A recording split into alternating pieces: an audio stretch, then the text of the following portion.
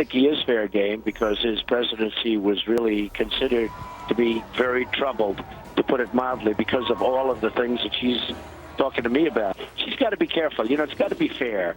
And we all have to fight fairly, and we have to fight, for the good of the country, for the good of the people, for the good of everybody. But we have to fight fairly. And she's playing the woman's card, and it's like, give me a break. Donald Trump called Bill Clinton fair game after the former president announced he would be campaigning with his wife, Democratic presidential candidate Hillary Clinton. Trump tweeted this morning, and I will quote him, "If Hillary thinks she can unleash her husband with his terrible record of women abuse while playing the woman's card on me, she is wrong." Senior editor of the Daily Caller, Jamie Weinstein, is with me, as is Democratic strategist John Rowley. Thank you both for joining me. What is a win, Jamie? I'm starting with you, in Trump attacking Bill Clinton. What does he have to gain? Well, I think he has a lot to gain. He can deflect kind of the attack. Look, I mean, it does take some gall for Hillary Clinton to accuse the Republicans of a fictional war on women when her husband launched for his whole life a personal war on women with all the kind of sexual harassment allegations that have been leveled against him. So if Trump is going to be accused of this, he doesn't play kind of by the rules, if you will.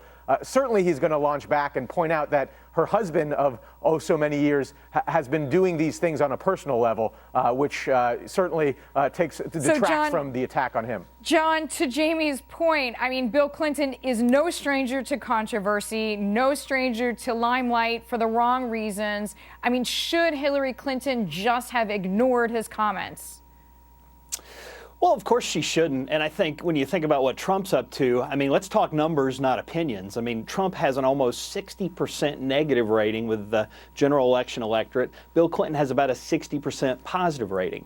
And so from a general election standpoint, this is a blunder on Trump's part. But what people fail to recognize about him, he's appealing to a sliver of the Republican Party, Tea Party base, kind of this angry, older, whiter, Obama-hating sliver of the electorate. So he can get a short-term win. It's going to hurt him in the general. In fact, this week there was a poll that came out that actually had Darth Vader with lower negatives than Trump. And so I think if he is the Republicans' nominee, he will have the highest negative rating of any presidential candidate from either party who's been the nominee. All right, now speaking of branding, on your point, a new Gallup poll found Donald Trump tied with the Pope, Pope Francis, for second place as the most admired man in the U.S. It's worth noting President Obama was first.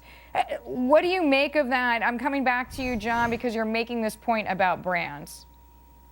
I think the Gallup poll is interesting from a presidential election standpoint. I'm not sure it's that informative. There's a little bit of socially desired response bias that happens in these polls where pretty much only political figures are mentioned. And frankly, I'm not sure Trump should take a lot of comfort in coming in 5% in any poll. And, on the other side, Hillary, I believe for the 20th straight year, was the top-ranking woman. Okay, Jamie, your take on this poll, is it just that it's kind of like statistics, you get out what you put in, meaning the pollsters can frame a question in a certain way to get an answer they want?